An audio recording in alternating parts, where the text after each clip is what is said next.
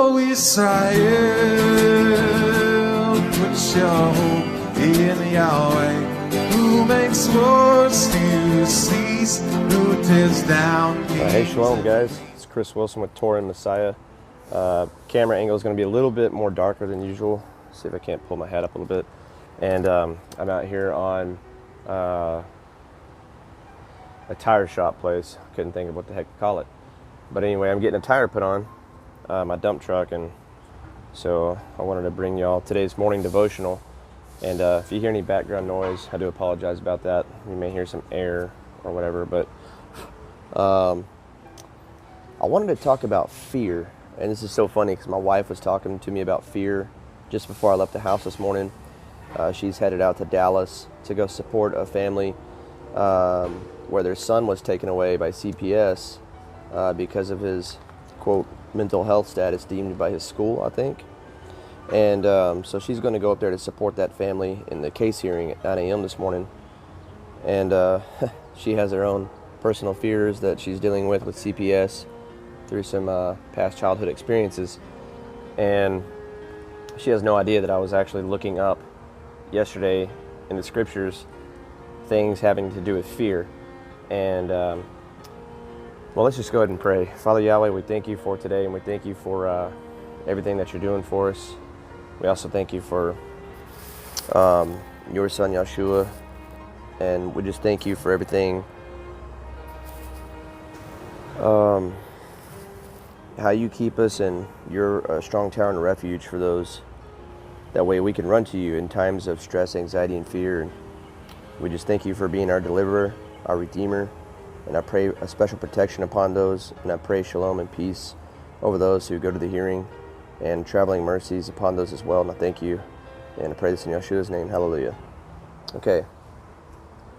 So fear can be very crippling, and in such a manner that it can take over you. And fear can be played as a tactic against people to manipulate them.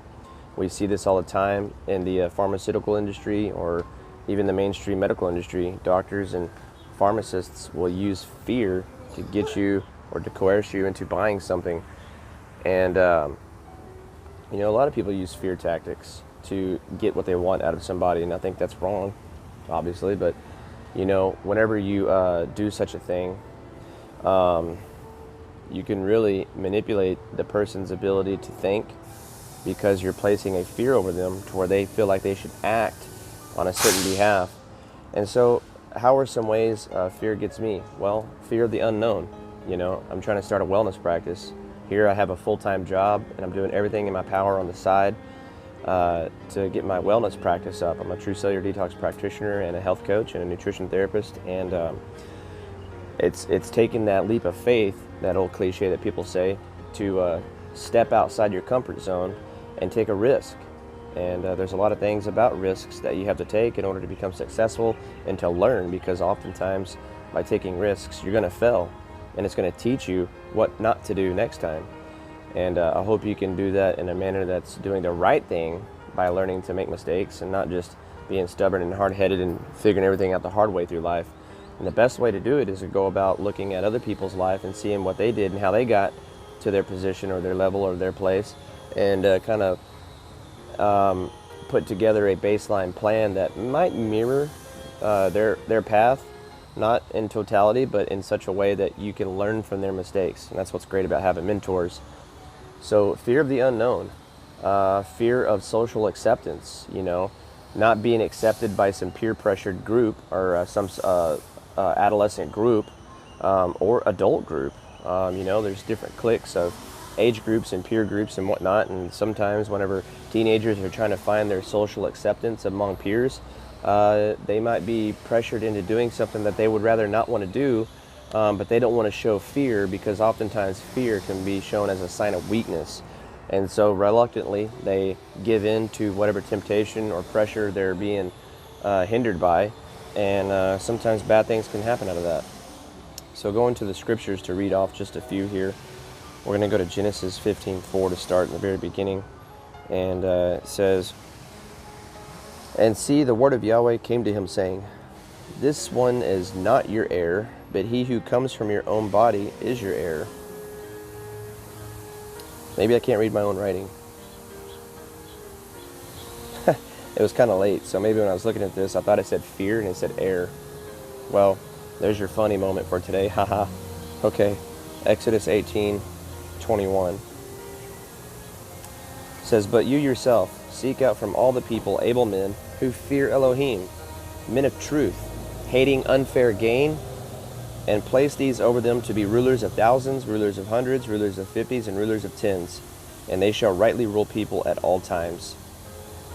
And some mosquitoes on me, man. Exodus 20 and verse 20 says, "And Moshe said to the people, do not fear, for Elohim has come to prove you, and in order that his fear be before you, so that you do not sin." So we can see that having a certain healthy fear is a good thing, but it's understanding the context of what type of fear. So obviously, as I was talking about, there's like that fear of the unknown. There's the fear of social acceptance, of doing things that you normally wouldn't do to be accepted by your peer groups. Let's go to Deuteronomy. There's a bunch there. Deuteronomy chapter 3, verse 22. "Do not fear them, for Yahweh your Elohim himself fights for you." So here, don't fear these other people or dread what you're going to not be able to do, because your Elohim, Yahweh Almighty, he's the one who fights for you. Let's go to chapter 5 in Deuteronomy and verse 29. It says, "Oh, that they had such a heart in them to fear me and to guard all my commands always, so that it might be well with them and with their children forever." So it's a good thing to have a healthy fear of Yahweh, because what he takes, he can also give. What he gives, he can also take away. I kind of said that backwards. 1 Samuel 12 and verse 14. "If you fear Yahweh and shall serve him and obey his voice and not rebel against the command of Yahweh." Man, I'm right here on the back of this container. I hope they're not going to pull it off because my phone's resting on it. "Then the hand of Yahweh shall be against you as it was against your fathers." And this verse is really awesome, because I taught my son this when we were riding around in my dump truck on one work day, talking about his memory verse on how he can memorize this. And of course, there'd be a forklift right next to me with a guy on it. And so I'm going to act goofy and silly for the sake of my child, because it was a song. We were in an Ace Hardware or a Tractor Supply, and he could hear the lyrics of some country song. He was singing along with it, and I was like, how in the world do you know that song, but you can't remember your scriptures? Does it have anything to do with fear of memorizing them, because you fear of not being able to remember all those words or all those lines? No, it's because you, over repetition, you hear it, it begins to sink in, and when you practice singing it, it'll say it. So I had to come up with this little catchy tune. And it was, "You should only fear Yahweh, Yahweh, serve him in truth with all of your heart, and consider what marvels he's done for you." 1 Samuel 12:25.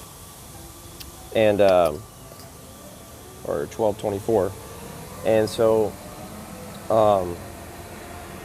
I said that, and I come up with that little catchy tune, and now he memorizes it. He has that memorized in his heart, and he'll never forget that special moment. And, you know, we try to make like a little stupid rap song out of it. "You should only fear Yahweh, Yahweh, Yahweh, Yahweh, serve him in truth." You know, trying to do some reverb, some echo, tremolo, whatever you want to call that. I'm not musically inclined, so anyway. "Only fear Yahweh and serve him in truth with all of your heart, for consider what marvels he has done for you." And so there's a lot of things about fear. I heard it once by Chuck Swindoll when I used to listen to him way back in the day, that the phrase "fear not" is like 366 times in the Bible, once for every day, including leap year. And whether that's true or not, I didn't go back to look it up, but I do know it says it some more than 80 times, the phrase "fear not." And you guys know a lot that the scripture talks about not fearing. And fear can hinder someone's own ability to be themselves. When you're plagued by fear, you develop other traits that aren't you know, you have like a paranoia effect, always looking over your shoulder because you have a certain fear about something. And you know, there's childhood traumas that can instill a fear within you that you might not even recognize. In the instance with my wife. And it's so funny that she was talking about that to me. And I was like, oftentimes we have to go back to that place of pain and rebuke that and recognize it and get that trapped emotion out of us and learn how to deal with it in such a way that we can move on with our life and not be riddled by our emotions, and especially one of us, fear. So what is your deal with fear? How do you handle fear? How are you able to look fear in the face and say, no, you don't? Because fear is what holds people back a lot of times from achieving their best or taking that next step, because they don't know what to expect. And that's the fun part to me. You risk it all out of fear. And obviously good things here. In my case, I'm risking a lot in my business by sacrificing time to put my effort and energy into something that I have a vision for, to bring health and healing to a lot of people. And then use that as a platform to bring the Messiah into their life, to give them a healthy, whole life in all aspects outside of food as well, but being spiritually whole. And so, fear. What is holding you back? What is keeping you from reaching that next step? Toxic relationships. Is it fear of a person that you might step away and leave? Are you fearing of what they might say and do? Are you afraid to leave because of that person? Toxic relationships are very unhealthy. I've been in one before at a previous ministry I was at. And so sometimes people will use that fear against you to get you stuck in a place so they can just continue using and manipulating you. And so just think about this video and think about fear. And what does fear mean to you? I would love to hear it in the comment section below. And I just pray for all you guys out there that deal and battle with fear on a daily basis. Maybe we can talk about this in a more deeper video on the next time. I'm kind of in a hurry here and there's a lot of loud noise. So I'm going to go and check on my truck. You guys have a blessed and wonderful day. Thanks again. You are Israel, my firstborn son. You are Israel, my chosen.